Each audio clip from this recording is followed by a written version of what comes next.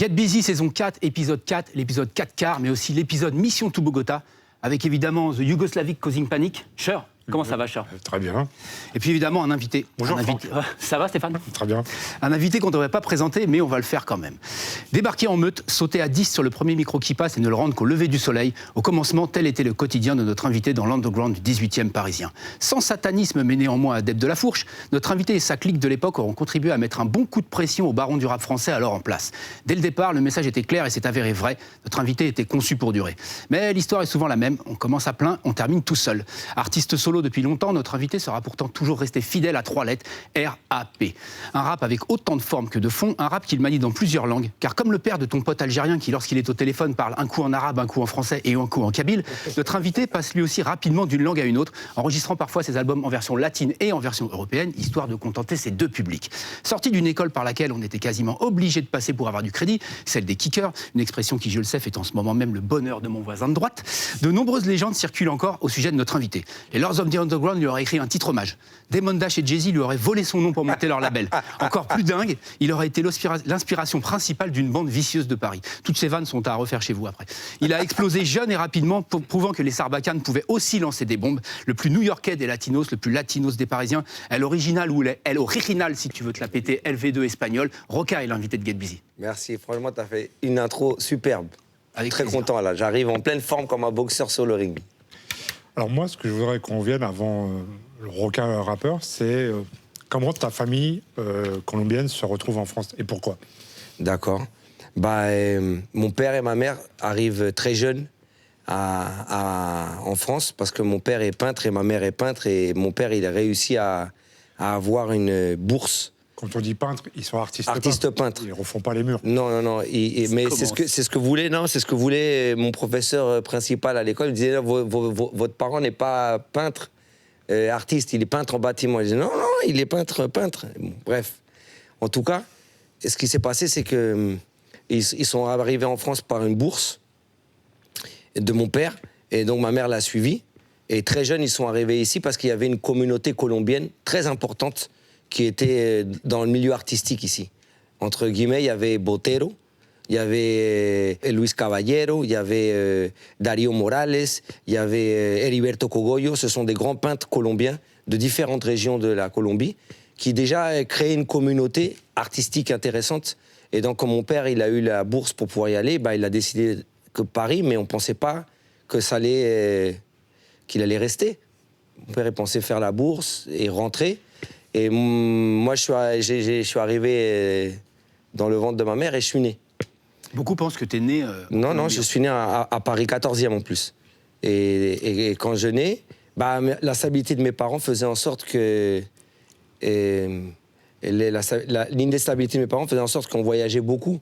On ne pouvait pas rester fixe à la France. Et donc moi, je voyageais entre la France et la Colombie, tout le temps. Et donc j'ai grandi dans ces deux cultures, en vérité. La culture à l'école que j'ai appris française et celle que j'ai appris après dans la rue et à l'éducation nationale.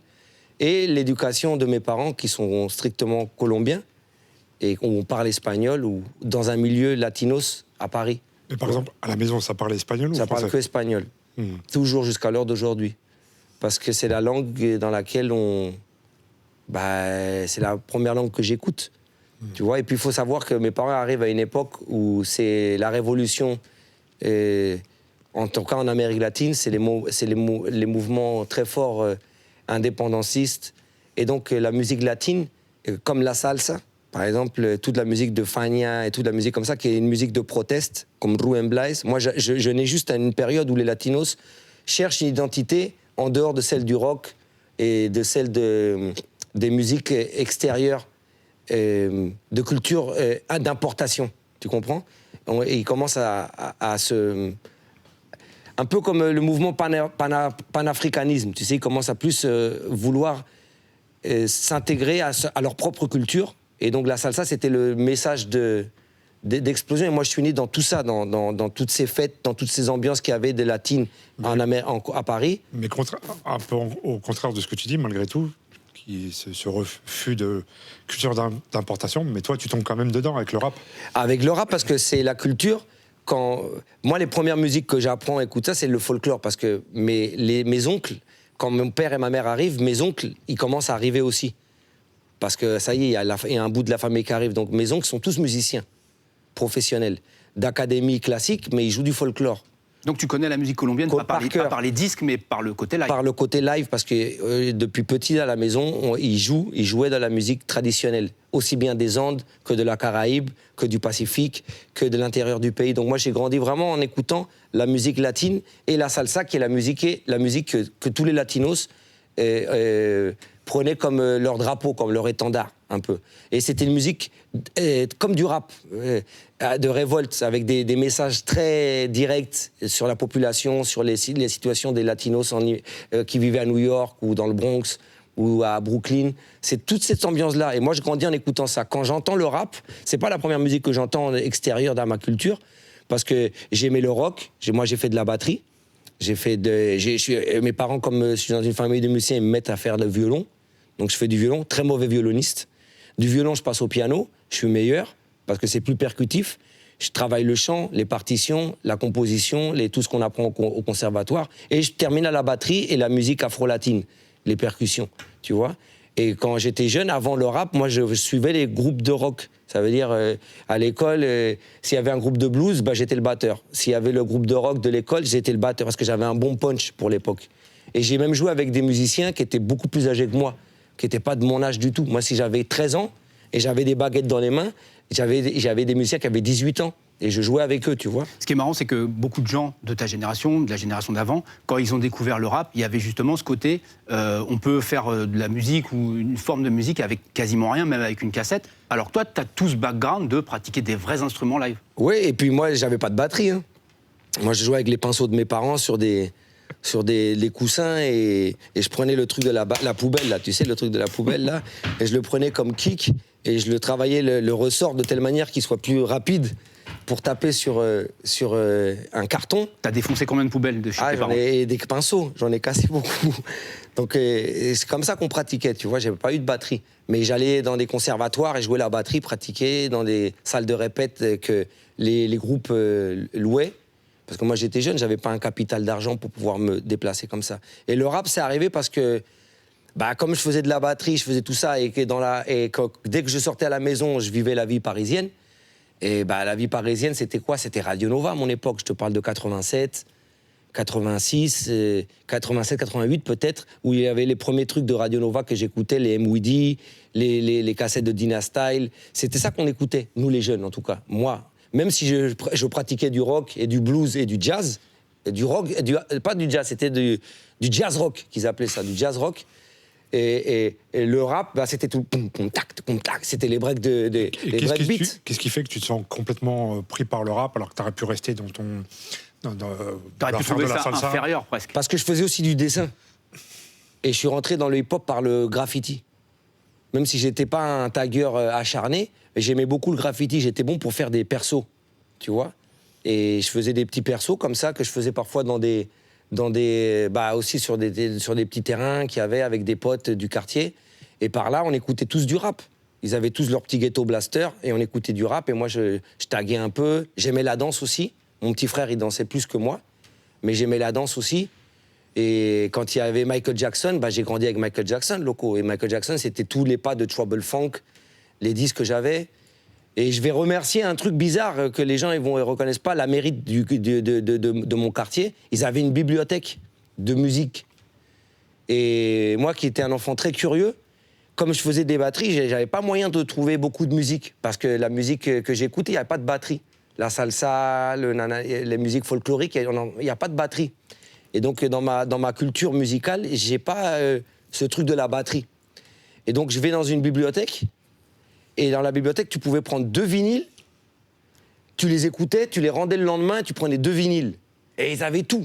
Et dans les vinyles, c'est là que je commence à découvrir Trouble Funk, des trucs différents, James Brown, après Eric Ben Rakim. En vérité, c'est pas avec la radio que j'ai entendu, c'est avec la bibliothèque. Et je regardais les pochettes, et les pochettes qui ressemblaient à mes potos, je les prenais. T'es quand même dans une démarche assez autodidacte, c'est pas... Ouais, autodidacte. J'avais un grand frère ou j'avais un voisin qui... J'avais pas de grand frère. La curiosité... J'avais pas de grand frère, j'avais juste les potos de l'école, j'avais pas de mentor.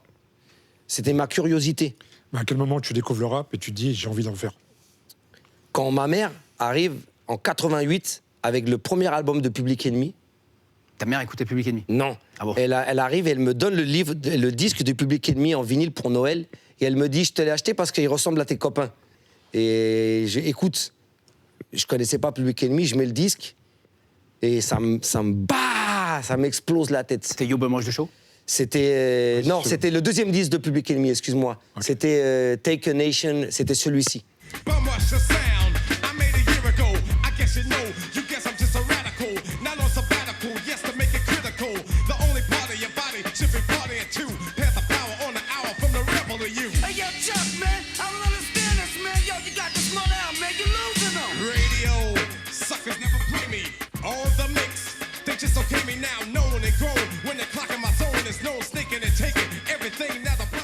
Il en a fracassé beaucoup, ce disque. Ce disque-là, il m'a fracassé la tête. J'avais déjà écouté Run DMC, j'avais déjà écouté Beastie Boys, j'avais déjà écouté Fat Boys, j'avais déjà écouté plusieurs groupes, LL Cool J, j'avais déjà écouté les gars à l'ancienne que je trouvais un peu trop funk à mon goût, les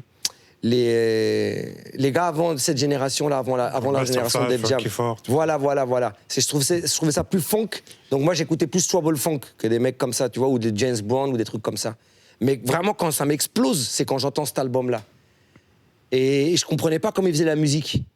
C'est ça qui m'arrivait, qui me rendait ouf, parce que je comprenais pas comment ils faisaient la musique. Alors ça faut expliquer pour les gens qui comprennent pas, mais c'est vrai que déjà dès le premier album, mais surtout avec le deuxième, le staff de production de Public Enemy, c'est le Bomb Squad. Et ils ont révolutionné la façon de faire du rap, parce que dans un morceau, dans un beat, tu peux avoir 8 samples superposés. C'est ouf. Il y a qu'eux qui ont fait ça aussi, qui ont poussé le délire aussi loin. Alors, quand ils enregistraient cet album, il y avait des gars dans des studios à côté qui venaient voir la table de mixage où il y avait toutes les petites notes et ils ne comprenaient pas comment ils s'y retrouvaient là-dedans, tellement il y avait de choses qui tournaient en même temps. Non, et la synchronisation de la tonalité. Ils arrivaient à prendre des disques qui sont opposés, à les mettre dans une tonalité. Mais je veux dire, avant eux, t'avais jamais autant de samples dans un seul morceau, non. dans un seul. Non. Moi, j'avais jamais écouté. Et j'écoutais pourtant Radio Nova, les émissions de Dina Style le dimanche. Donc j'étais à l'affût à peu près de ce qui se passait, de ce que nous on pouvait recevoir de musique. Si t'avais pas un pote qui était DJ, si t'avais pas un pote qui ramenait des vinyles de New York. Et moi, j'étais la petite génération, on n'avait pas de potes. C'était peut-être les grands frères, mais les grands frères, ils nous calculaient abs. Mais même pour nous qui avions écouté du rap avant. Vraiment, déjà, le premier album, Public Enemy, on l'avait bien aimé, mais c'était pas encore le phénomène. Mais quand le maxi Rebel Without a Pause est sorti, c'était un truc de dingue. Et je voyais même une interview de DMC, de Run DMC, il disait que, au Jam Master Jam même, je crois, c'est que quand ils ont entendu ça, ils étaient comme des oufs, quoi. C'était vraiment. Les gens aujourd'hui, on aurait du mal à comprendre le Big Bang que ça a été ce morceau-là. C'est une révolution. Donc moi, c'est par rapport à ça que je rentre vraiment dans le délire rap. Parce que moi, le graffiti, je le voyais comme une continuité de ce que je vivais quand je sortais en dehors de la maison. Parce que j'étais un enfant, disons, comment on dit Turbulent. Et je pouvais pas rester à la maison. Je suis quelqu'un qui tout le temps, j'étais dehors, soit je faisais du roller, soit j'étais dans la rue, soit je faisais toujours dehors. Nous, on n'est pas la génération Atari. J'étais la génération... on vit dehors, quoi. Et quand j'arrivais en Colombie, c'était pareil. Quand j'étais en Colombie, j'étais pas enfermé à la maison. Directement, j'allais jouer avec les jeunes du quartier et je reproduisais les choses que je vivais en France, mais là-bas. Tu comprends? Et vice-versa. Et donc, tes débuts dans le rap, c'est comment? T'es tout seul? T'as un groupe? Je suis tout seul et je commence à faire du freestyle. Et à inventer des trucs. Et j'enregistre dans une radio-cassette de deux cassettes et qui a un micro incorporé dedans. Des freestyles que je fais sur des disques que je prenais de la bibliothèque et je les samplais. Je samplais les instrus. Gallegos, il sait, parce que j'avais des cassettes incroyables de cassettes. À 14 ans, je samplais donc, par exemple, je prenais un truc de Bill Winters, la batterie de Bill Winters avant qu'arrive la guitare.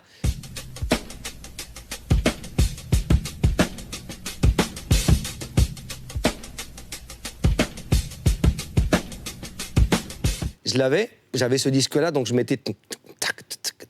Comme je faisais de la batterie, je savais où il fallait que je punch bien. Je punchais, je remettais le disque au début. C'était le Philips qui lâchait la pause, donc c'était très précis en vérité. Et j'étais très précis, je le relançais, et ça prenait pile poil, et on n'entendait pas le clic. Et j'arrivais à superposer des morceaux et à faire mes trucs d'instru. Et là, je rappais des freestyles. Il y a de l'idée quand même dès le départ. Il y a ouais, mais je sais pas, il y a surtout. Ouais. de la débrouille, ouais. Et je commence à faire ça avec mon petit frère, avec Lorenzo. On commence à travailler comme ça. Et je vais dans des différents quartiers. J'allais dans le 13e, il y avait une péniche qui avait un groupe qui s'appelait Département E à l'époque, qui faisait des freestyles, des battles et tout. Je commence à faire à rentrer dans la course, mais j'étais jeune. Hein. Je te parle de... Je sais pas quel âge je devais avoir, mais j'étais très, très jeune. J'étais très, très jeune. Et je commence à voir les rivalités, tu vois, voir d'autres types d'accents. Et je rentre dans un bahut aussi, parce que j'étais un peu un cassos à l'école. Et le seul bahut qui m'accepte, c'est un bahut qui s'appelle Saint-Sulpice. C'était un bahut à l'époque qui avait un concept bizarre. Il regroupait tous les cas sociaux de tous les alentours de Paris ou même de banlieue. Non, mais ça existait avant, à une époque que tu n'as pas connue, ça s'appelait CPPN. Ah ouais, je sais pas, mais t'arrivais là-bas... Tu avais des gars à moustache alors que t'étais en 6e. Ouais, et t'arrivais là-bas, et si t'avais une qualité artistique ou une qualité dans ta matière, le directeur, il t'acceptait et tu rentrais dedans. Et là, je rencontre plein de gars différents. Il y avait des graffeurs, tout. Il y avait tout le... Je sais pas, comme Moi, j'arrive là-bas en 3e, ou même en 5e. Je sais même plus quand j'arrive là-bas. Quand j'arrive là-bas, je suis un rookie. Et je me retrouve exactement avec des gars qui avaient redoublé 15-5 fois. Chaque classe. Et chaque classe. Ils étaient là-bas, ils écoutaient du rap. Ils traînaient à Montparnasse parce que Qui c'était à côté de leurs enfants dans leur propre école. Ouais, c'était à côté de Montparnasse, tu vois. Et je rencontre une nana qui s'appelle Nina Karine. Ah oui. Nina Karine. Tu m'as sorti un Ouais, je rencontre Nina Karine et Nina Karine. Et elle dansait pour le pot 6500 One. Aussi Solar. Solar. Et moi, j'arrivais avec des looks pas possibles. Parce que moi, j'avais des looks pas possibles. Tu veux dire un bonnet péruvien? Exactement. J'avais un truc en... Une flûte de pan? Non, j'avais un détail truc... quand tu fais ça, là, parce que je sais pas, je te Attends, vois avec un truc, une coiffe à plumes ou un Non, truc comme ça. pareil. J'avais un chapeau de vache comme ça, un truc que... Je sais pas si tu avais vu les clips de Big Daddy Kane, de Master Ace de l'époque, où il y avait des mecs qui étaient habillés en Starco, ils avaient un chapeau élégant, mais ils le mettaient à l'envers. Bah, j'étais habillé un peu comme ça.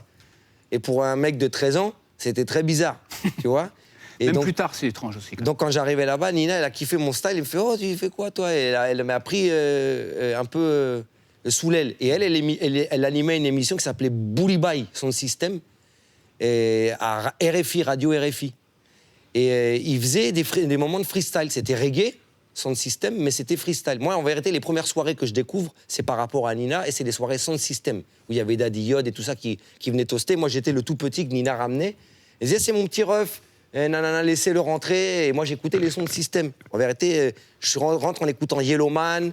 You know fi call Yellowman no boy. Lady and they used to take fit on. Big guy lord him call him child. You know fi call Yellowman no boy. Et Nina, elle me dit, vas-y, elle m'entend rapper, elle me dit, rappe à l'émission. Et moi, j'avais déjà un petit groupe dont je tairais le nom. J'avais un petit groupe dans le quartier avec d'autres gars qui rappaient. Le groupe, il s'appelait Urban Concept. Voilà, je le dis. Urban Concept. Et on était 3 rappeurs ou 4, je me souviens plus. Et bah, ça variait chaque semaine, il y avait un nouveau et il y en a un autre qui partait. Mais on avait déjà des textes cohérents. J'arrive à l'émission et on kick. Et il s'appelait. On nous réinvite à l'autre émission, et de là, il n'y avait plus Nova, on passe à Radio Aligre, qui aussi faisait des freestyles en radio. Et là, je commence à connaître d'autres gars, d'autres secteurs de Paris, et on commence à s'entendre bien, et je commence à aller dans le 19, dans le 18, à rapper par là, à crimer, un nani, un nana. Et voilà, c'est comme ça en vérité que... Mais je pensais pas du tout que c'était sérieux. Mais c'est ce que je disais au départ dans l'introduction, l'école des kickers. C'est que, en fait, c'était une époque où pour se faire connaître, tu étais obligé d'aller gratter toutes les scènes ouvertes, toutes les radios, les choses comme ça, parce qu'il n'y avait pas encore... personne n'avait vraiment produit de choses. Non. Et d'ailleurs... Je dis toujours, on parle d'une époque où il n'y avait pas Internet. Non, ouais, il n'y avait rien, il n'y avait pas Internet. Et j'ai eu la chance, un jour, je vais vous raconter l'anecdote, parce qu'elle est un peu dingue, l'anecdote. Franchement, je vais vous la raconter, je l'ai racontée à personne, l'anecdote. Pour faire un peu de maille aussi, je faisais du babysitting. Je sais pas pourquoi j'ai fait du babysitting, parce que... Ah, je sais pourquoi. Parce que tu aimais les enfants? Non, parce que Comme un Zoulou. je faisais mes devoirs. Je pouvais faire mes devoirs à ce moment-là, parce que si j'arrivais à la maison, j'étais trop distrait par d'autres choses. Et donc, j'ai commencé à faire du babysitting. Et un jour, je fais du babysitting dans une maison de personnes qui me recommandent d'autres personnes, et je garde, je sais plus quel enfant. Et moi, je suis jeune, hein, j'ai 16 ans pourtant, hein, 16 ou 17, ouais, j'ai 16 ou je suis mineur.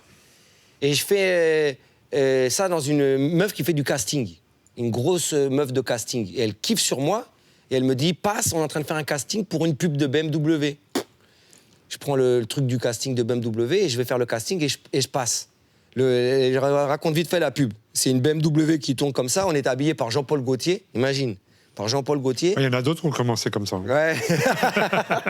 On est habillé par Jean-Paul Gaultier. Je suis dans un fond blanc, il y a une bagnole. Et moi, j'arrive dans la bagnole, je sais pas pourquoi, et on me l'a fait voler. C'est moi qui ai supposé voler la bagnole. Mais c'est l'époque, je te dis. Je vole la voiture, je rentre dans la voiture et on se nachave. La pub, elle sort jamais. Parce que BMW dit comment ça se fait que vous mettez un mineur voler une voiture, c'est pas bien, nanani, nanana. Mais je reçois de l'argent. Un premier chèque de ouf. Jamais reçu de ma vie ça. Donc ça rentre, je suis mineur, donc c'est ma mère qui m'ouvre le compte. J'ai la thune. Et en vérité, le producteur du clip, de la pub, c'était un mec qui faisait des clips connus de groupes, mais je connaissais pas les groupes à l'époque. Et il me dit, viens, je vais te produire. Genre, je kiffe ton look, tu rappes? Ouais, je rappe, je vais te produire et je vais te présenter un producteur qui s'appelle Igor Bolender ou je sais pas quoi. Et ce mec-là, il produisait Ragasonic. Mais à l'époque, c'était pas Ragasonic, c'était... Rapsonic. Rapsonic. Donc j'arrive dans le studio, je vois Rapsonic et tout, et je rentre là dans le studio et je commence à enregistrer des maquettes en bonne qualité. C'est mes premières maquettes que j'enregistre dans un studio convenable. Alors c'est drôle que tu parles de ça, parce que Rapsonic, puisque plus tard, on y reviendra plus tard, tu as fait beaucoup de trucs avec Big Red. Ouais, le Donc, monde, il y a un concours de circonstances. le monde, il est comme ça. Et je te coupe juste un peu, je te laisse finir. Tu parlais de toi, tu faisais du babysitting à la maison, mais il y a quelqu'un qui a été un peu connu et qui a disparu tragiquement, qui venait te donner des cours de maths à l'époque. Qui venait me donner des cours de maths. Alors on m'a mal renseigné. Il y avait plusieurs. Il n'y avait pas Las Montana?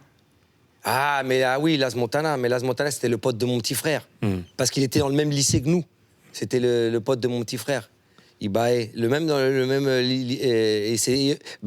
avaient un groupe de danse. C'était mon frère, Las Montana, Rodrigue et Nassa. Et je leur passe un big up d'ailleurs. Et ils dansaient, et puis nous on rappait, et puis on se voyait souvent dans plein de trucs, tu vois. Mais c'était autre chose, ils étaient plus dans la danse, tu vois ce que je veux dire. C'était mon petit frère Lorenzo, il s'habillait avec les trucs Adidas et tout. Et moi j'étais plus dans la partie rap, mais je pensais pas que ça allait être sérieux du tout. Et un jour, je me dis j'ai envie de vivre le rêve américain. J'ai été le chèque que j'ai enfin, parce que j'avais pas jamais d'argent, et enfin j'ai un chèque, et je me dis, au lieu de le dépenser à faire le con, et j'ai des amis de mes parents qui sont à New York en ce moment, dans un quartier qui s'appelle Alphabet City. Ils m'invitent à rester là-bas pendant un mois. Et je vais m'acheter mon ticket d'avion et je vais me refaire ma garde-robe et acheter des disques. Alors, quartier, je sais pas, très mal famé à l'époque. À l'époque, ouais. Et Parce que les avenues, c'était A, B, C, D. Je te parle de 89. Je te parle de 89. 90, entre 89 et 90. Non, mais 89, New York, c'était dur encore. C'était dur, je te le dis. La 42e, il y avait des pimps. Il y avait du crack, il y avait tout. Partout. Je connais donc le New York. Mais il y avait des bons cinémas porno. Il y avait tout. Et je me fais pote avec des mecs, des portoricains du quartier. Comme moi je parle espagnol, je me fais pote avec des portoricains du quartier. Ils m'amènent dans le Bronx, ils m'amènent à Brooklyn, je découvre New York, tu vois. Et tout ça, c'est avant la Clica. C'est avant la Clica. Et en attendant, moi j'avais déjà rencontré Gallegos. Parce que Gallegos était aussi à Saint-Sulpice, dans mon bahut. Tous les cancres, je t'ai dit. Et on se retrouve à l'heure de colle. Et à l'heure de colle, moi j'écris mes textes. Et je vois que lui, il écoute de la musique. Et il me dit qu'il est DJ, qu'il a gagné un concours de platine et qu'il a des platines. Jamais j'avais rencontré un gars de mon âge qui avait des platines. Je dis quoi? Ouais, j'ai les 2 platines et j'ai la table de mix et je l'ai gagné dans un concours de scratch à Ivry ou je sais plus où.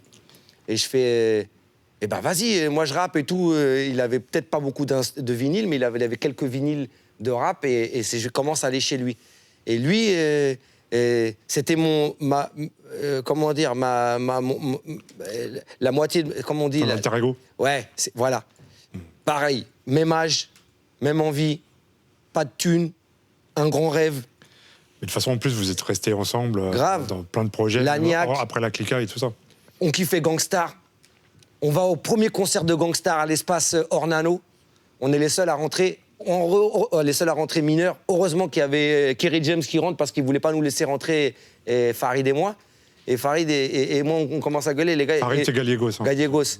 Et il me fait... Et lui, pourquoi il rentre? Parce que lui va rapper. C'était Kerry James. Mais nous, on ne savait pas que c'était Kerry James à l'époque. On n'avait pas l'information comme aujourd'hui.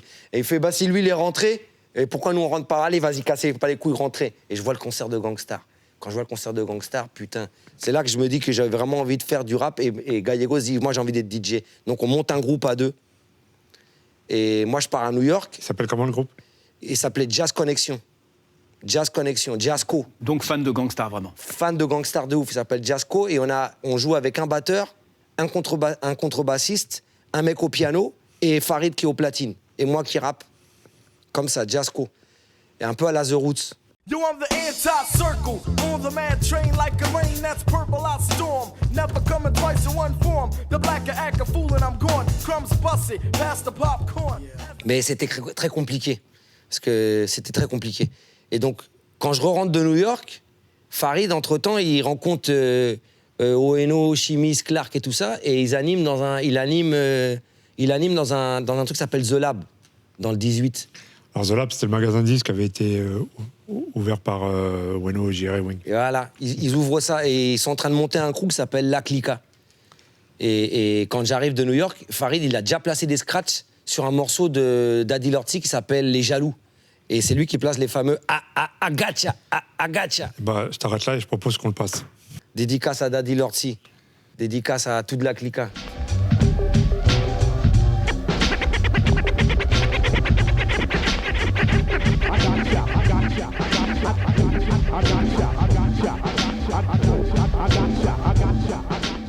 Tu vois, il y a ce morceau-là qui arrive.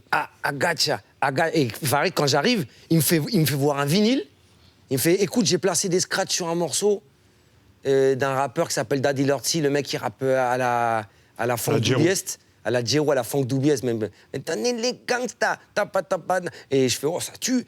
Et il me fait, bah, ils sont en train de faire une sorte de, je dirais vulgairement un casting, quoi. Tu vois, ils sont en train de chercher des MC pour monter un crew, ça va s'appeler La Clica. Et c'est là que je rencontre toute La Clica. Tu vois? Et c'est là que une nouvelle aventure commence. Alors, il faut replacer un peu dans le contexte. C'est une période du rap où il y a tous les, entre guillemets, les grosses têtes d'affiche de Nova, tout ça. Et il y a une nouvelle génération qui arrive. Et vous êtes un peu la locomotive, l'incarnation de cette nouvelle génération, de cette espèce de renouveau du rap français qui est en train de se faire à ce moment-là, même si vous ne le saviez pas à ce moment précis. Ouais. Surtout, ce que je vois, c'est qu'on se voit, même si on était de différents âges et de différentes histoires, moi, j'étais un rookie par rapport à un gars comme Daddy Lorty qui était déjà une légende urbaine. Daddy, c'était un mec par rapport à mon âge et à notre...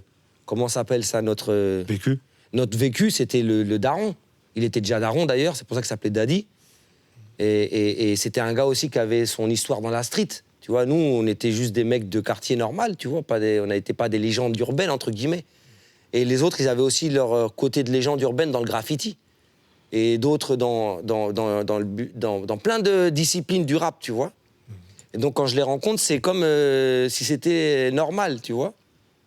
C'était normal. Alors, quand je parle de cette période où il y a un renouveau du rap français, une génération qui se renouvelle un peu, il y avait un peu deux pôles. Il y avait vous d'un côté, il y avait aussi les Sages-Peaux côté Boulogne, qui étaient en train de faire leur truc. Exactement. Et il y a toujours eu, il y avait déjà une espèce de chassé-croisé entre les... il y a eu des échanges, des transferts, des choses... Ouais, mais ça, c'est venu après, parce qu'au début, avec La Clica, on arrive, on répète à l'hôpital éphémère, et les concurrents premiers qu'on a, c'est le crew du ménage à trois, avec les 2 balles, les 2 nègres, les 3 coups. Monsieur R. Tous ces mecs-là, c'était nos concurrents directs. En vérité, on se kiffait, c'était nos potos, mais c'était nos concurrents directs, parce que c'était les gars qui avaient notre même âge, le même esprit, des clics avec des similitudes et des connexions où on était très similaires, tu vois, par rapport à même, je dirais même des connexions sanguines, parce qu'il y avait des cousins ou des oncles ou des nananas qui travaillaient entre, et c'était nos concurrents, c'est-à-dire, nous on répétait là, eux répétaient là, et on écoutait ce qu'ils faisaient, ils faisaient putain, ils sont en train de faire du gros son, il faut faire du gros son aussi, les frères. Ça, la différence avec vous, avec La Clica, quand vous êtes arrivés, c'est que vous avez mis un coup de pression à tous ceux qui étaient en place. C'est que quand sont arrivés les NTM, IAM, etc., Assassin, ils ont un peu balayé la génération d'avant. Parce que c'était plus les mêmes méthodes de production et tout ça. Vous, quand vous êtes arrivés, vous leur avez montré qu'il y avait derrière des nouveaux qui arrivaient et ça les a obligés, eux aussi, à se mettre au niveau s'il voulait continuer. Ouais, moi je t'avouerais franchement, moi j'ai appris à rapper en écoutant les cassettes Vous étiez aussi de les Radio concurrents de ces Nova. gens-là, c'est ce que je veux dire. Moi j'ai commencé à rapper les jeux rap, j'ai écouté le rap attitude. On voit une photo de la Clica là. Voilà, moi j'ai Ambiance fait... Wu-Tang un peu. Quoi. Voilà, Wu-Tang. Moi j'ai fait ce blouson, je l'avais acheté à New York. Ce truc-là, je l'avais acheté. Tout ça, c'était des trucs que j'avais ramenés de New York, je me rappelle. Et là-bas, regarde, Daddy Lorty, tu vois, il était déjà habillé avec les styles qu'il n'y avait pas à l'époque trop à Paris, tu vois. C'était un style plus, je dirais, classique, racailleux, Sergio Tacchini, Lacoste. Tu vois, nous, on est arrivé avec le délire des Lee Hansen, des plein de délires qu'on avait influencés de New York, tu vois. Donc, nous, on arrive, c'est clair moi, j'avais du respect pour... D'ailleurs, je les ai dédicacés dans mes morceaux, tu vois, parce que on peut pas cracher sur ceux qui t'ont ouvert la voie. Une des premières fois où on vous entend, peut-être même la première fois, c'est sur la mixtape de Cut Killer, la numéro 11. Ah oui. Et on voit le visuel juste derrière toi. Exactement, avec un graffiti de mode tout. On va s'en écouter un petit morceau quand même. J'ai envahi le vide dans la baie de mon imagination. Tous mes mouvements tournent autour de la base. Je gère délicatement les phrases que j'embrasse. J'arrache, je mâche à balle. Puis flash, les mots qui ne passent pas dans ma gorge. Je parle en face. Voici le seul mot qui m'amuse et que je transfère. Je suis une banque de données, une encyclopédie ouverte. Tu disais que tu l'avais écrit où, ce texte? On l'avait écrit avant d'arriver. Avec Daddy, on est arrivé là-bas et on n'avait pas écrit le truc, on écrit le texte juste avant d'arriver. Après, la mode, c'est que les mecs disent qu'ils écrivent en studio ou toi, tu écrivais dans le métro. Ouais, dans le métro. Okay. Le concept des cassettes de Cut Killer pour expliquer un peu. Rappelle-toi, Roger, moi je viens de l'époque du freestyle. On savait improviser. Moi, je viens d'une époque du freestyle. On improvise. On improvise et l'impro, ça te motive à écrire plus rapidement. Tu vois, donc après, quand tu écrivais, en vérité, comme nous, on pensait pas que ça allait rester dans un disque, oui, mais ce qui n'empêche on écrivait n'importe quoi. Tu vois ce que je veux dire? Ce qui n'empêche qu'après, t'as écrit des textes vraiment réfléchis, travaillés, quoi. Après, mais quand je te dis les trucs comme ça, c'était des trucs qu'on écrivait entre deux trajets et arriver là-bas dans les lots, on écrivait vite fait, tu vois. Je disais, pour expliquer aux gens le concept des cassettes de Cut Killer, c'était qu'il y avait des nouveautés qui étaient mixées et à chaque fois, enfin souvent, il invitait des groupes français. Et là, en l'occurrence, c'était vous qui interveniez dans différentes parties du mix. C'était incroyable. Tout le monde se suivait. C'était celle des Sage-Po, celle des Afro-Jazz, celle de... Mais ça, c'est venu après, celle de... Ça aussi, ça mérite... C'était là pour un petit peu montrer le niveau des groupes, en fonction de comment on parlait de la cassette après. Savoir si la cassette, elle avait une influence, si c'était les groupes américains ou bien si c'était le groupe français qui avait mis... Non, les gens, ils venaient écouter du groupe français. Le buzz là-dessus, je pense que c'était le hic... Le gancho, comme on dit, c'était le groupe français. À la fin, même si tu avais toutes les nouveautés du rap Quinry qui étaient bien, bah, chambé. Mais pour nous, les Frenchies, c'était les couplets des rappeurs français qu'on allait écouter. C'est ça qui était le truc. Tu parlais du premier maxi de Daddy Lorty, qui arrive, donc qui installe le nom de la Clica, mais après, très vite, c'est toi qui sort ton truc et qui est un peu mis en avant. Ouais, mais c'est un truc de circonstance en vérité. Parce que le premier qui devait lâcher son album, c'était par ordre de la rentrée de la Clica. Moi, je suis le dernier qui est rentré dans la Clica. Le premier groupe qui est rentré dans la Clica, c'est Daddy Lorty. Le deuxième groupe qui rentre dans la Clica, à part les producteurs et tout ça, c'est le Coup d'État phonique. Et après le Coup d'État phonique, c'est Roca qui arrive. Et moi, j'arrive en tête... Tu peux rappeler, c'était qui le Coup d'État phonique? Le Coup d'État phonique, c'était Ego Size. Guégué pour les Ego Size, Doc Odnok, Kondo, et Raphaël, et il y avait plein de gens. Booba, il y avait... comment il s'appelle On parle bien du même Booba, pour les gens qui se demandent si c'est un homonyme. Il y avait plein de tout ce qu'après est devenu le cercle vicieux, tout ça, il y avait plein de gars. Pour expliquer un peu, parce que la Clica, c'est une réunion de plusieurs MC, et à l'intérieur, c'est encore plein de sous-groupes qui sont les uns avec les autres. C'est une armée, c'est comme une armée. Bordel, quoi. C'est un gros bordel.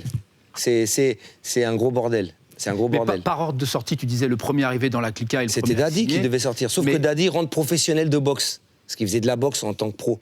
Et quand il rentre en tant que pro, il n'a plus le temps de lâcher son premier album parce qu'il part, je pense qu'il partait en Angleterre ou je ne sais plus où s'entraîner. Et donc, c'est pour Daddy Lorty, on va repousser. Tu vois, il sort un maxi, son maxi avec le Freaky Flow, mais son album, il est mis de côté. Tu vois, après, je te parle d'après l'album Conçu pour durer. Tu vois, après l'album Conçu pour durer, on sort la compilation Le Vrai Hip Hop. Le Vrai Hip Hop, on fait un gros concert à l'Élysée-Montmartre. Je crois, c'est à l'Élysée-Montmartre, on fait un gros concert, l'album il sort, et il y a le morceau, le hip-hop Mon Royaume, qui rentre en playlist sur Radio Nova. Voilà, avec la pochette de... Voilà. Il rentre, le morceau, le hip-hop Mon Royaume, et il est joué par, je dédicace d'ailleurs, sur Hypnotic Show. C'était Hypnotic Show, ça s'appelait... Clyde. Avec DJ Clyde, je dédicace DJ Clyde. On va l'écouter. Yeah. Fils d'immigrés d'un père et d'une mère colombienne, j'aurais dû être sur scène un chanteur de salsa, mais manque de veine, la vie que je mène me fit changer de voix, mis trop de haine, troquer mes congas pour un mic, faire du rap comme du sport contact. Chaque claque, coup dur de la vie me font au fur et à mesure un pacte d'actes contre toute attaque. Comeback. Et en vérité, Clyde, il met l'émission. Non, parce que là, les gens, ils n'ont pas vu, mais pour le morceau, il nous l'a refait en live. Daddy rentre pro, et Coup d'État phonique se sépare.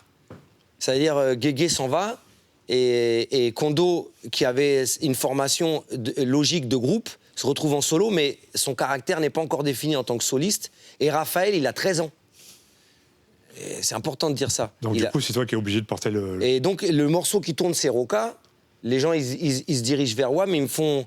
Chief, il va falloir que tu sortes un album. Et moi, j'étais... Comme Kondo et Coup d'État phonique, tout le monde, on était très... Comment ça s'appelle? Prolifique. On a enregistré beaucoup de maquettes, beaucoup de trucs. Et les mecs, ils me disent, écoute, t'as 2 semaines ou 3 semaines pour faire un album. Il faut on a fait un deal avec Polydor, je crois, je sais plus avec qui. Vous n'étiez pas chez Barclay? Non, c'était pas encore Barclay, c'était Polydor à l'époque, je crois. Après, ça a été pris par Barclay. Et on a un deal avec Polydor, et il faut qu'il y ait un artiste qui sorte vite un truc. Et là, pour le moment, on va miser sur toi.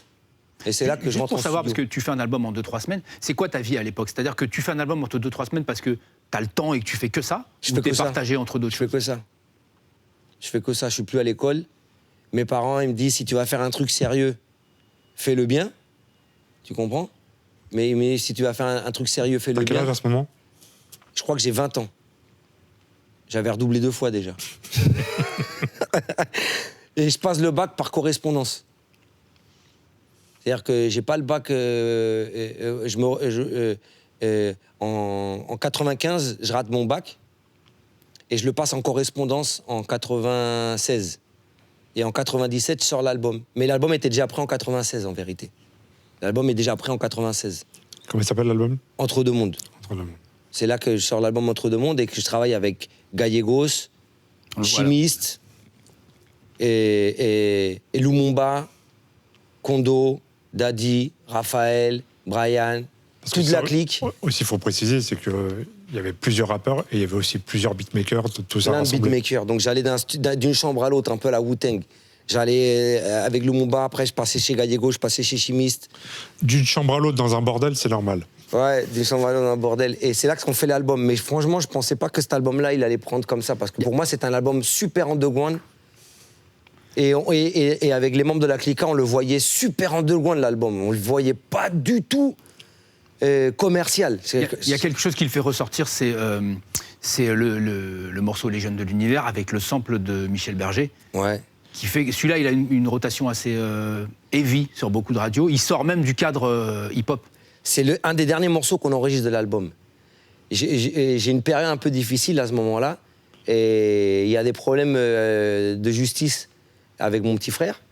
Et Lorenzo, il passe une mauvaise époque. Bref. Et à ce moment-là, moi, je me sens un peu coupable comme le grand frère, qui est jamais à la maison, qui est tout le temps en train de faire le con avec ses gars. Et je dis, je suis parti en couille parce que j'aurais peut-être pu aider mon petit frère à des choses un peu plus... pourquoi il est parti en vrille, tu comprends? Et un jour, je suis à la radio, je suis à la maison et j'entends tin, tin, tin, tin, tin, tin, tin, tin, un sample. Je veux chanter pour ceux qui sont loin de chez eux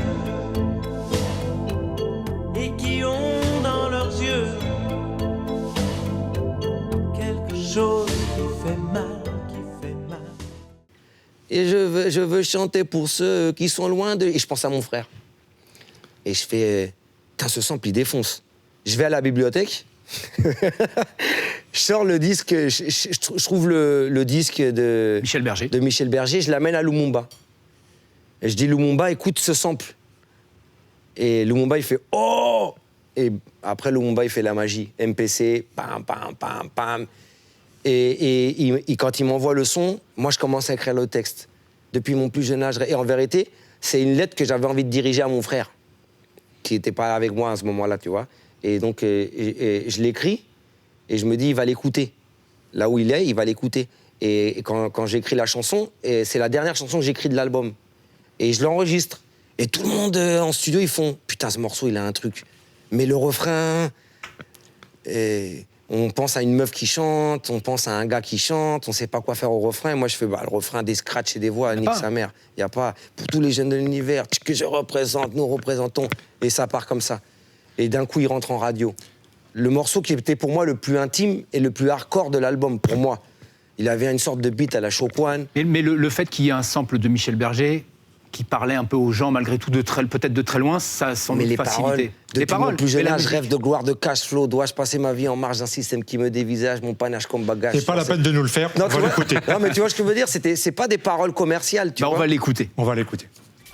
Ceci va pour tous les jeunes de cité, lascar et filles oubliées, banlieue condamnée, ville écartée, damnée, déshérités, exclus de la chance, fils d'immigrés déçus, tous ceux qui ont dans leurs yeux quelque chose d'horizon, perdu, fils et chahut, grandissant sous le souffle de l'obus, ceux qui ont disparu sans jamais avoir connu la joie, ma génération s'élève du béton comme un drapeau, América Latina, Africa, represento. Un clip magnifique, qui est jusqu'à, pour moi, un de mes meilleurs clips, et où tout le monde a mis l'énergie, tous les membres de la clica, il n'y a plus d'ego, il n'y a plus rien. Tu vois, tout le monde dit, vas-y, Roca, on est avec toi, on va tous t'épauler et on rentre tous avec Watt. C'est vrai que Armen, après, il s'implique beaucoup aussi sur l'image du groupe. Armen, c'est-à-dire Armen s'implique toujours énormément. Depuis le début. Comme ça. Et après, même après, pour tes trucs après, toujours. Solo, et c'est presque comme un membre du collectif. C'est un membre du collectif. Moi, je considère Armen comme un membre du collectif. C'est comme aussi les gars de Vrong, et Chris, et tout ça, pour moi, ça fait rentrer partie du collectif. Parce que pour moi, même les gens qui étaient dans l'ombre, ils faisaient partie du collectif parce qu'ils ont toujours apporté un truc. Même le grain de sable qu'ils disent qu'ils apportent, c'était un grand grain de sable. Parce que c'est une énergie. Quand tu es en studio, c'est une énergie. Quand tu es dans un groupe où il y a plein d'égos, plein de gars de différents âges et plein d'embrouilles, et je sais pas, il y a plein de... Justement, parlons-en des égos. L'album marche plutôt bien. Ça te fait en tout cas connaître, t'exploses avec ça. Comment ça se passe à l'intérieur de la Clica, sachant que tu devais pas être le premier à sortir? Tu sors finalement le premier et finalement, tu as coiffé tout le monde au poteau. Mais c'est pas coiffé, c'est un moteur pour tout le monde. Parce que tout le monde dit, si Chief, il a réussi à rentrer avec un album hardcore comme ça, et bah maintenant, c'est au tour de Daddy. Et Raphaël signe un contrat de ouf avec un label là, qui avait sorti une compile L400... C'est le 432. Comment il s'appelait le label? 432, C'était pas White Spirit? Non, un label... C'était pas Octobre Rouge? Non, c'est Hostile. Hostile, ouais. Hostile, okay, ouais. Voilà. Il signe avec Hostile un gros contrat, et Raphaël a quoi? À ce moment-là, Raphaël a 16 ou 17 ans. Donc imagine le truc. Donc on se dit, ça y est, tout le monde est bien, tu vois. Kondo, il est en train de se restructurer en tant que soliste. Ah non, Kondo était déjà parti du groupe en 99. Ah oui, mais non, c'est en 99. On parle de 96, 97. Donc voilà, Kondo sort un remix d'un morceau qui s'appelle Mon Mic, ou un truc avec le mic. Mon microphone m'aide à survivre, quel que soit le jour, quelle que soit la nuit. Le stylo dans les mains, je fuis tout comme un évadé. Micro branché pour pas débrancher. Bref, un gros morceau de ouf. Il lâche ce morceau-là, donc il se revendique, il s'appelle plus Doc Hot, il s'appelle Kondo. Et il arrive... tout le monde commence à avoir comme un élan, tu vois. Après, il y a les tournées qui arrivent. Moi, je décide de partir en tournée avec toute la clica.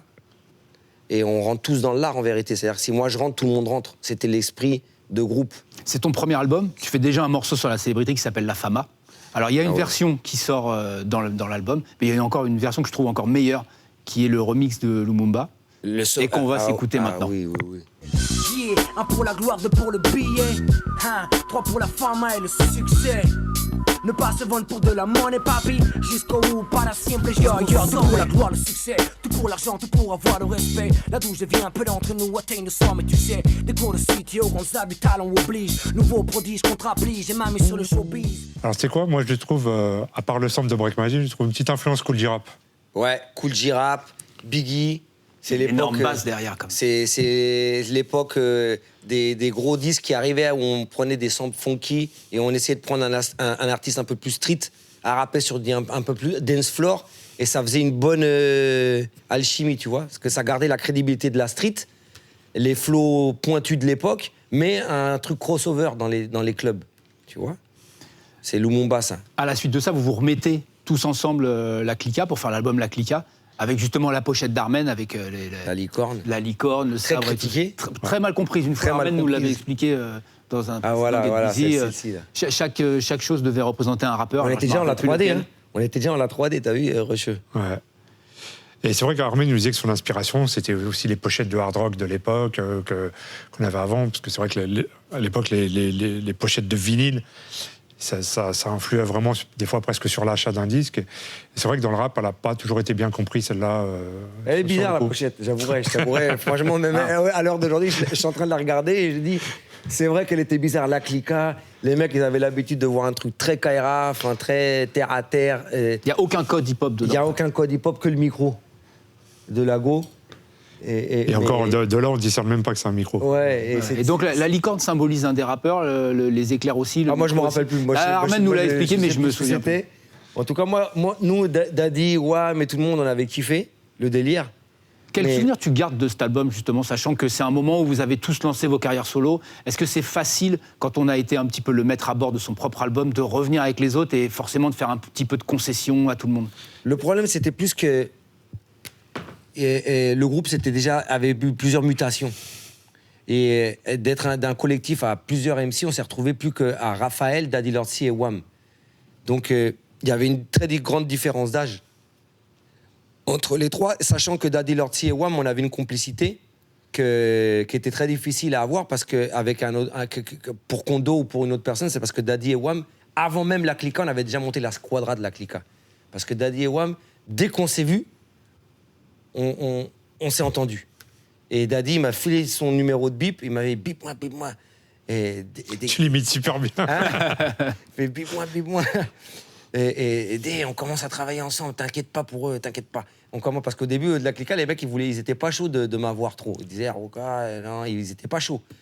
Et Daddy. Il a des chapeaux bizarres. Ouais, ils étaient pas chauds, Et Daddy, il me fait, et nous, on commence à travailler, Daddy Lordsy et Wam, on commence déjà à travailler en undercover et on monte la squadra.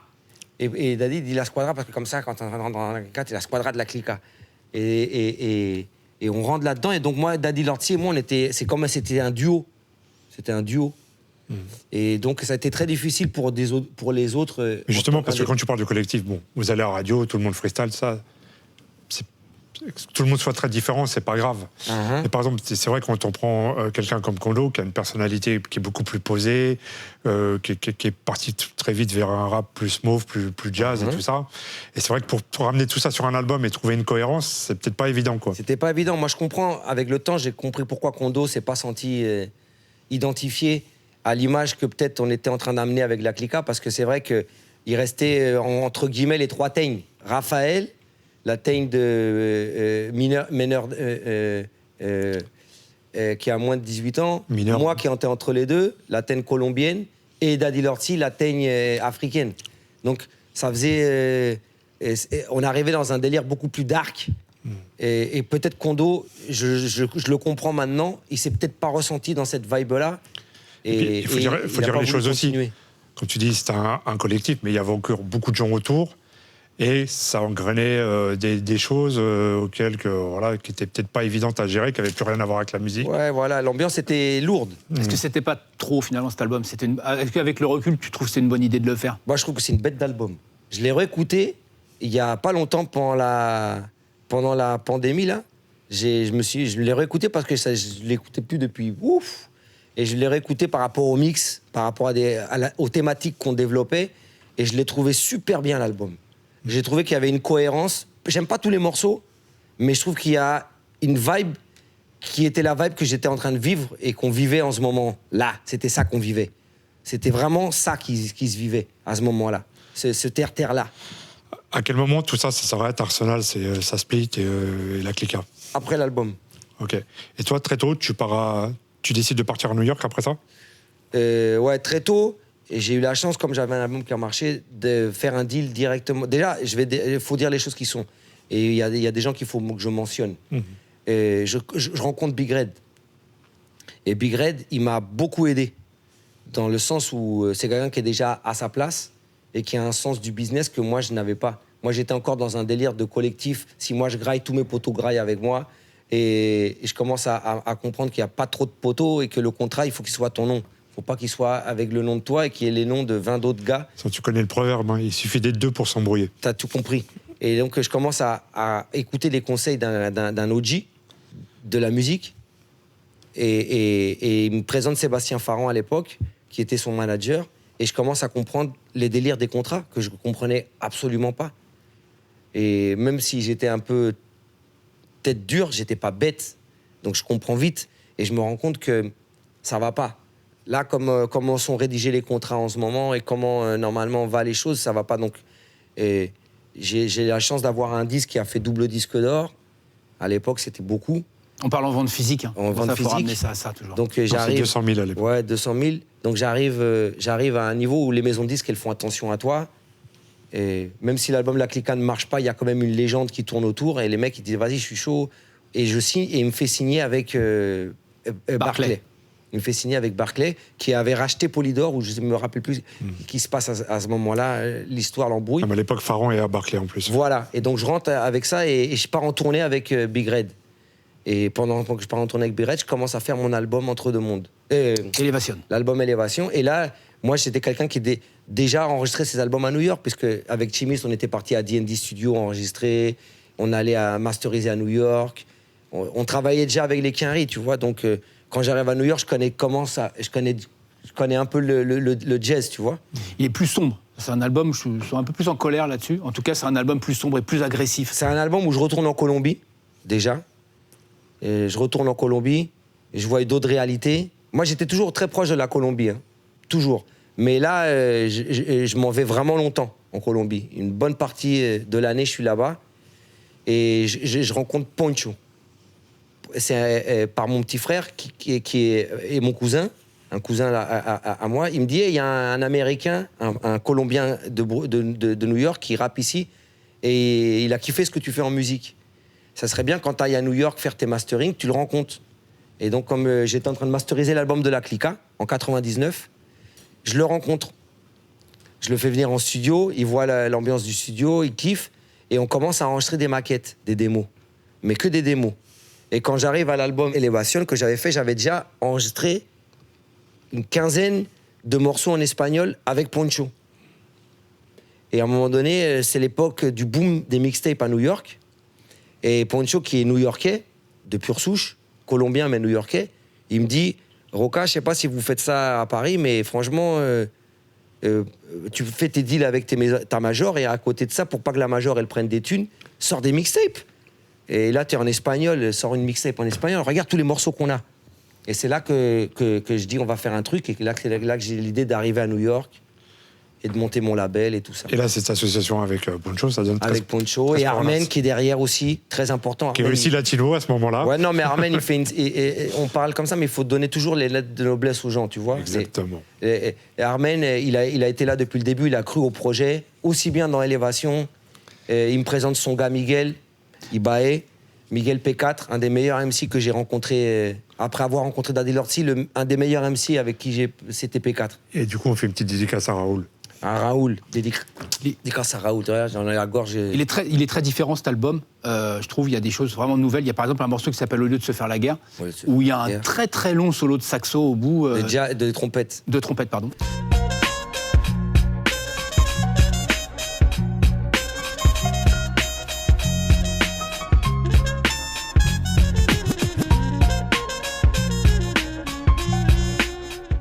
Qui est pas du sample en fait, c'est vraiment quelqu'un qui joue. Il y a mes arrangements, et là, ça commence à arriver ton côté musical, avec vraiment les vrais instruments et tout ça commence à ressortir. C'est sur cet album qu'il y a l'original, où là qui est vraiment plus dans une vibe latine à fond. Exactement. C'est là où il y a mon oncle qui fait tous les arrangements musicaux de l'album.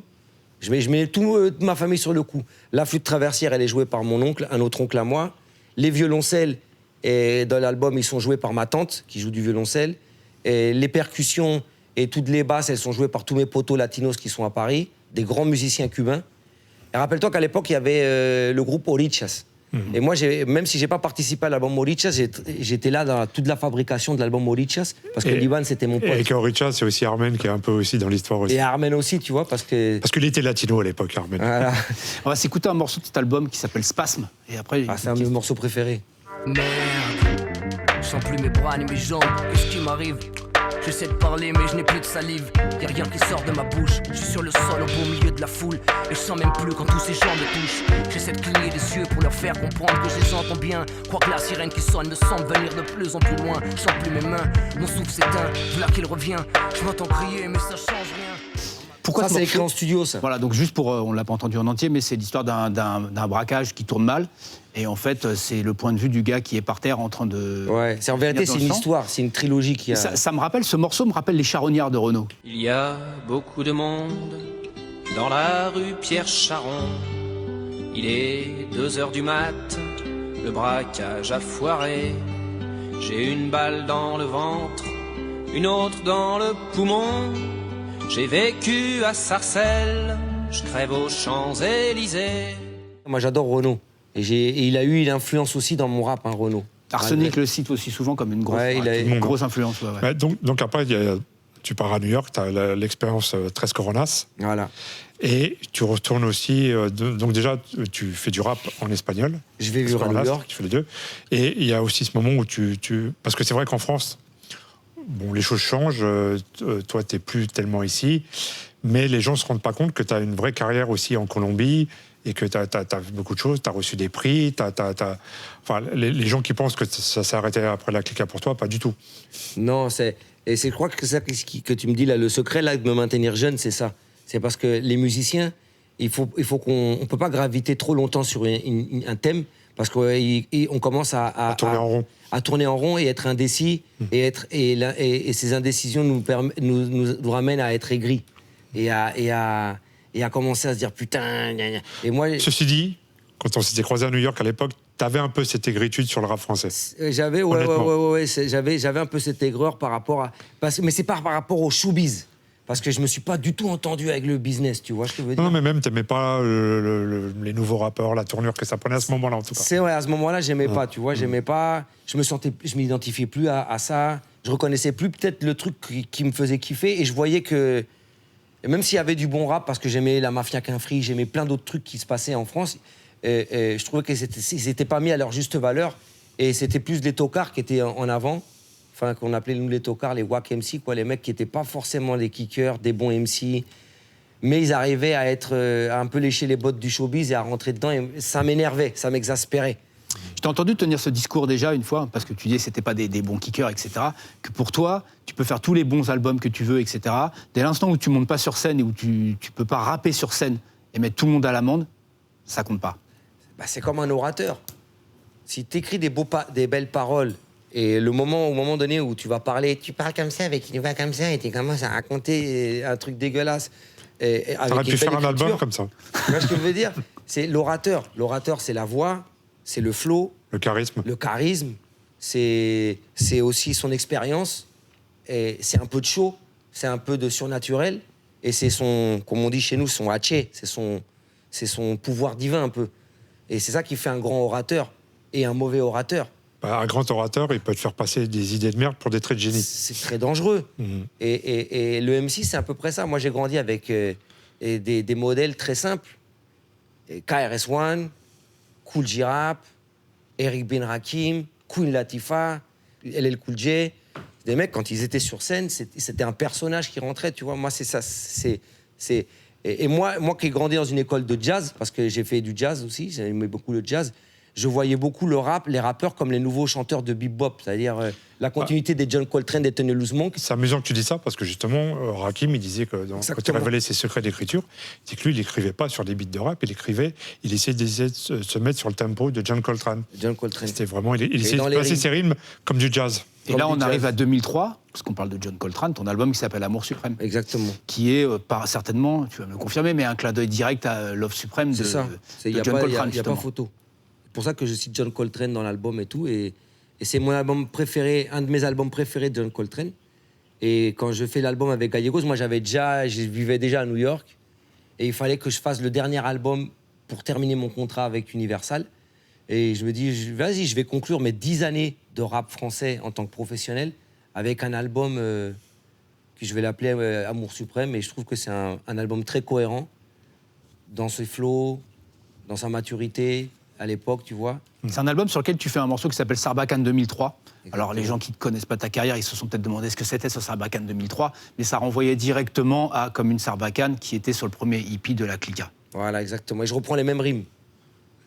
Tout le premier couplet, c'est les mêmes rimes, mais avec des punchlines différents. Bon, on va l'écouter, tiens.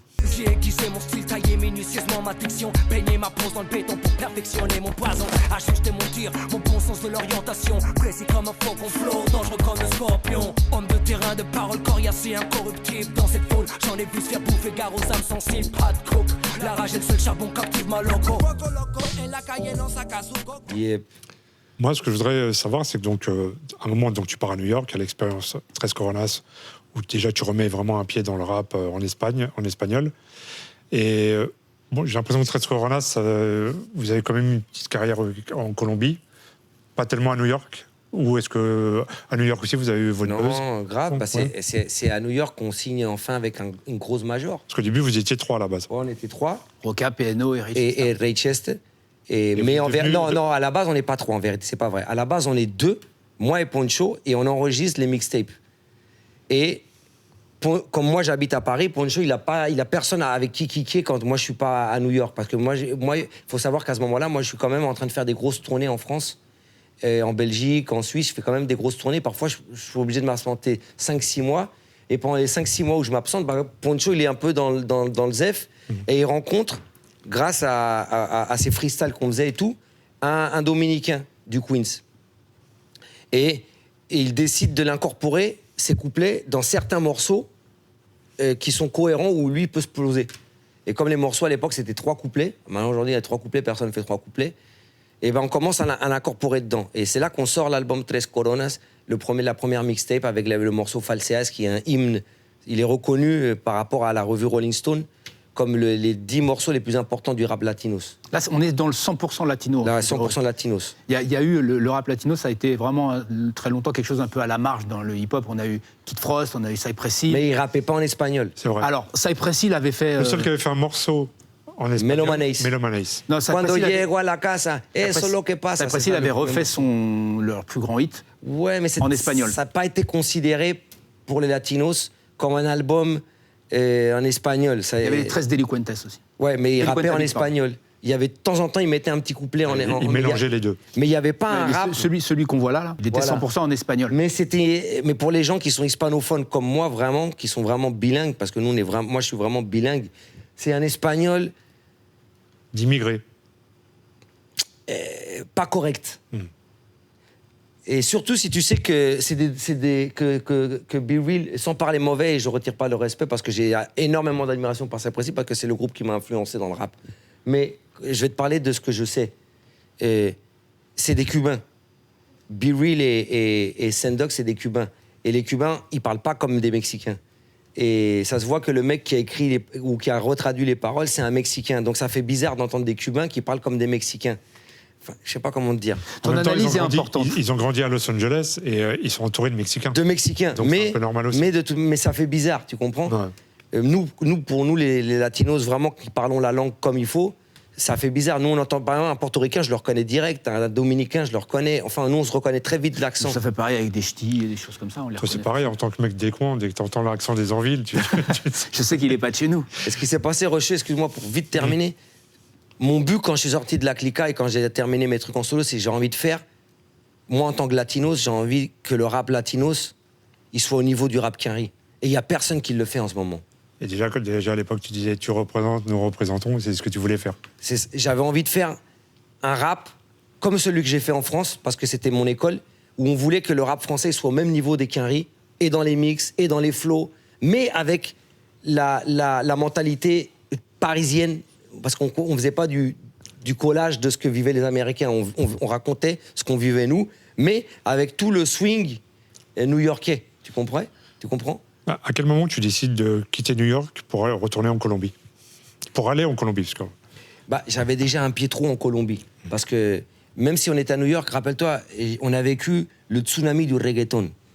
Quand moi j'arrive à New York, on est en train de jouer au Jimmy Bronx Café, dans la discothèque de Fat Joe, tous les dimanches, avec Daddy Yankee, qui rappait en espagnol, il faisait pas de reggaeton, il s'appelait Winchester, Tego Calderón, qui était chauffeur de taxi encore, qui était le backer de Maestro, un grand MC aussi portoricain, Ray Pirin, et quelques autres portoricains, et quelques peu dominicains, Magic Juan, de groupe Proyecto Uno, bref, qui ont fait du merengue plus tard.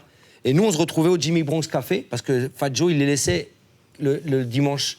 On avait le droit de rapper là-bas, en espagnol. Donc on faisait des scènes, et la communauté latine du Bronx et d'autres communautés venaient écouter du rap en espagnol, parce qu'il n'y avait pas de rap en espagnol.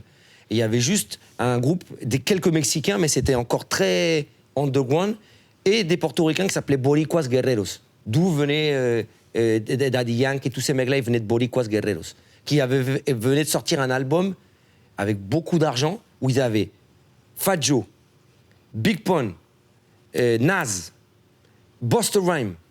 Ils avaient tout le monde. Ils avaient réussi à avoir la crème de la crème du rap new-yorkais et les associer avec les rappeurs portoricains. Et nous, on rappait avec eux. Et ce qui s'est passé, c'est qu'à un moment donné, le reggaeton a explosé. Mais ça s'appelait pas reggaeton à l'époque. Et ça a explosé avec Tego Calderón et Daddy Yankee. Et nous, on se retrouve dans une comment dire,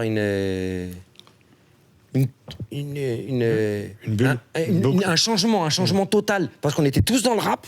Tout le monde rappait, ça faisait 1 an et demi, 2 ans qu'on faisait des petites scènes underground de rap, et le nom 13 Coronas commençait à bouger et à s'entendre à New York et dans d'autres secteurs, à Chicago, à Miami, à Los Angeles, on commençait à faire des trucs, et tout à coup le reggaeton est arrivé, et pour les Américains et pour l'industrie américaine, le reggaeton, ça a été, voilà, c'est ça le rap latinos. Enfin, en tout cas, c'est ça la musique urbaine latinos, c'est pas du rap. Et nous, les problèmes qu'on a vus, et Armen te le racontera, c'est que nous, tout le monde voulait nous signer.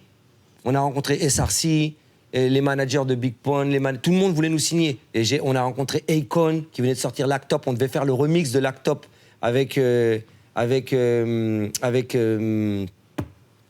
Akon nous rencontre, il kiffe sur nous. Et finalement, ils prennent le remix avec Julio Voltio, le partenaire de Tego Calderón. Parce que c'est aussi, il faut savoir un truc, les Portoricains sont très racistes entre eux. C'est-à-dire, comment dire, très communautaire. Très communautaire. C'est-à-dire, à l'époque, les Mexicains, ils rentraient pas. Les Panaméens, qui sont les créateurs du reggaeton, ils rentraient pas dans le reggaeton, parce que même si c'était eux qui l'avaient créé. Et puis il faut replacer dans les Latinos New York, c'est les Portoricains qui sont largement majoritaires. Majoritaires. C'est eux qui. C'est le plus gros marché, quoi. C'est le plus gros marché. Depuis l'époque de la salsa, ils avaient déjà l'industrie du disque. Il y a la fierté portoricaine tous les ans à New York où ils défilent tous. Comme ça, tu les as pour tous les autres, les Dominicains, les leur, tout ça. Mais c'est vrai que c'est la communauté hispanique la plus prédominante à New York. Regarde, c'est pas les Cubains qui ont fait de la thune avec la Fania All Star, c'est les Portoricains. Pourtant, la salsa, ça vient de Cuba.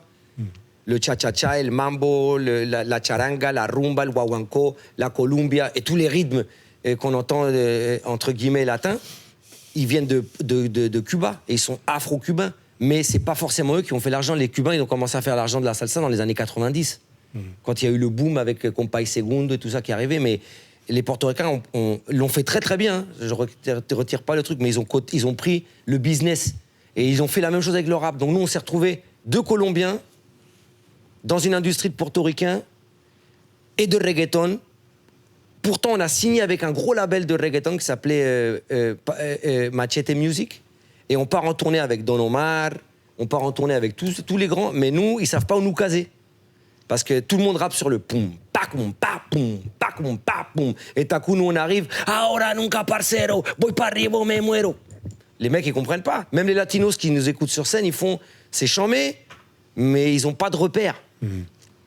Et ça a été très difficile pour nous. Et donc c'est là, à ce moment-là, que nous, au lieu de se taper contre le mur dans une industrie américaine qui est déjà scellée, on se dit on va aller en Amérique latine.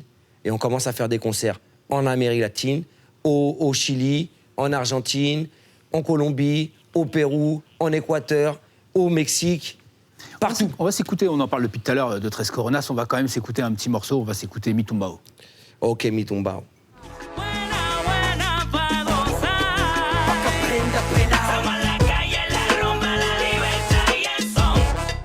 La calle fue mi escuela y de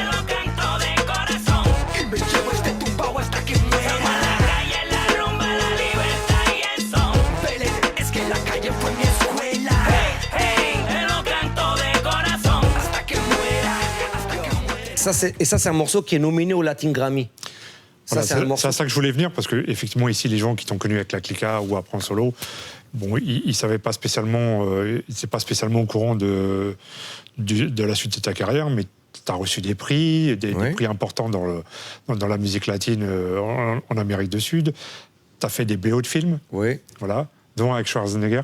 Alors Schwarzenegger, j'ai gagné un prix là, avant la pandémie là, de meilleure composition de film dans le cinéma du film latino-américain. J'ai gagné le Premio Macondo comme meilleure musique de film.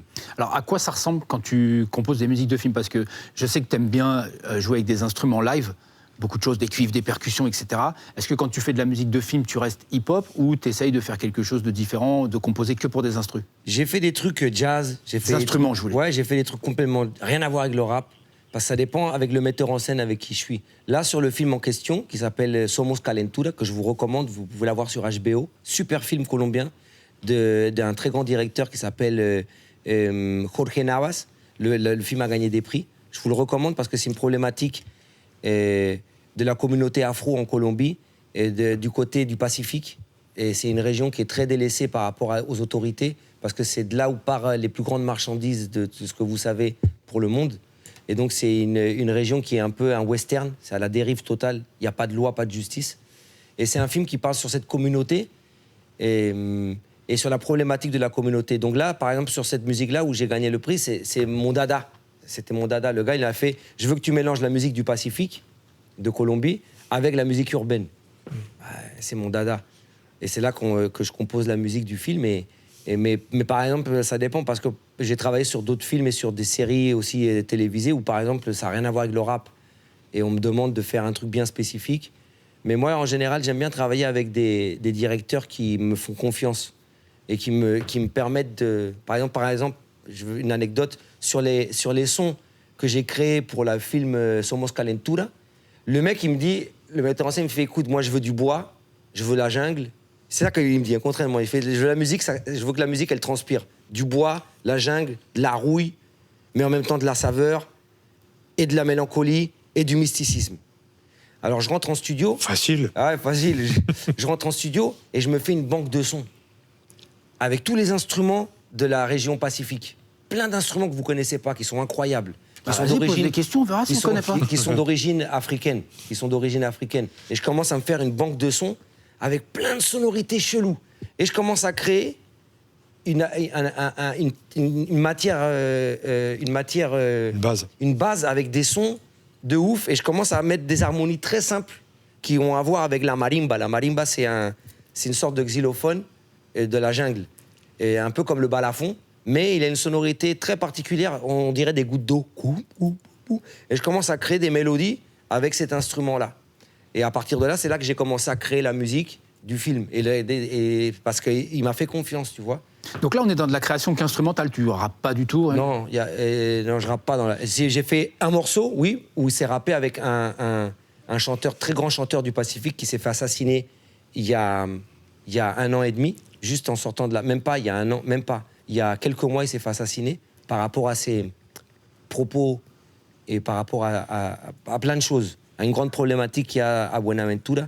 Et il y a un morceau que je vous recommande qui s'appelle Ganar y Sumar, avec Junior J, big dédicace. No quiero restar, tengo que sumar, sumar y sumar, sumar y sumar. Parcero la juega, no hay tiempo pa' penas. Luchando en la arena como una pantera valiente noruega. Furia, full adrenalina, golpe de marimba en la bocina. Rico se cocina, mucha disciplina para alcanzar la cima. Mira bien, los ojos no mienten, la mirada de fuego ardiente, desafiando el mundo como siempre, contra la corriente. Et justement, puisqu'on arrive un peu malheureusement à la fin, ce que je voudrais savoir, c'est que justement maintenant, à l'âge que tu as, même si ce qu'on disait, ça se voit pas sur ta tête, tu as toujours l'air juvénile, est-ce que toi, de plus en plus, tu as envie d'aller vers ça, vers la composition musicale, ou tu as toujours cette envie de rapper, malgré tout? Bah écoute, j'ai 5 albums nouveaux là qui vont sortir. J'ai 2 albums avec Duke, avec le défunt Duke, DJ Duke, un très grand producteur en France, très très grand, un des meilleurs producteurs que j'ai rencontré dans mon histoire, dans ma courte histoire. On a 2 albums avec Duke qui s'appellent Cimarron, un en version espagnole et un complètement différent en version française. C'est pas les mêmes chose sons. que tu avais déjà fait sur Paris-Bogota, de faire le même album. Mais en là, c'est anglais. pas les mêmes albums. C'est vraiment c'est comme si c'était deux albums différents. Et j'ai un autre album qui s'appelle Hendrix avec un autre producteur qui s'appelle Kyo. Pareil, il est en version française et version espagnole. Et j'ai un nouvel album avec Tres Coronas qui sort. Donc là, mon envie de rapper, elle est là. On parle de Kyo Itachi. Kyo Itachi, Voilà, exactement. on l'a déjà présenté dans Mais les à l'époque, tu avais aussi un projet commun avec Big Red. Un projet comme avec Big Red, mais les trucs se sont séparés, je sais pas, on a pris des tournures différentes et c'est resté comme ça, mais c'est un truc qui aurait pu très bien marcher, je pense. Mais bon, c'est pas comme trop tard. c'est la vie. Bah, on va être obligé de se dire au revoir. On arrive à la fin, ça passe trop vite. On n'avait rien à présenter, mais du coup, comme Roca parle de Kyo Itachi qui a sorti il n'y a pas très longtemps, je ne sais pas si tu as suivi ça, il s'est fait un marathon tout seul de 24 bits en 24 heures. Et en fait, il a ressorti ça à la fin. C'est un fou furieux. Alors, ça fait c'est du petit beat de 1 minute, d'une minute 30, mais il y en a 24. Mais là, Roca arrive avec de bons trucs en français. Je pense que j'ai arrivé à un bon niveau en rap français. Vous allez voir la maturité. C'est très différent de peut-être ce qui peut sonner ici, mais c'est ce qui va apporter un truc frais. Alors, on me dit Et qu'à j'ai des bons l'oreillette, featuring locaux. on me dit à l'oreillette que dans ton projet avec Duke, il y a un morceau avec Souffrance, Il y a un morceau qui était avec à Souffrance. l'interview dans Click il n'y a pas longtemps. Big dédicace à Souffrance. J'ai d'autres morceaux avec des gars que je vais pas encore dire les noms, mais c'est du très lourd qui arrive là. Il y a franchement l'album de Duke, on espère qu'avec son énergie, tu sais, chez nous, on croit beaucoup à l'esprit des morts. Et on pense que les morts, parfois, ce qu'ils n'ont pas pu te donner en vivant, ils le donnent mort. Et je pense que là, on a un Haché, on a une énergie, un iré qui vient de part de Duke. Et je le sens. Parce qu'on a travaillé 2 ans acharnés sur cet album-là. Et il n'est jamais sorti. Et là, on va pouvoir enfin le sortir. On l'a remixé. J'ai dû le remixer après sa mort. C'était très difficile pour moi. Mais voilà, l'album s'appelle Cimarrón. Cimarrón, c'est un peu la traduction du marron, du gars qui s'échappe. Du nez marron.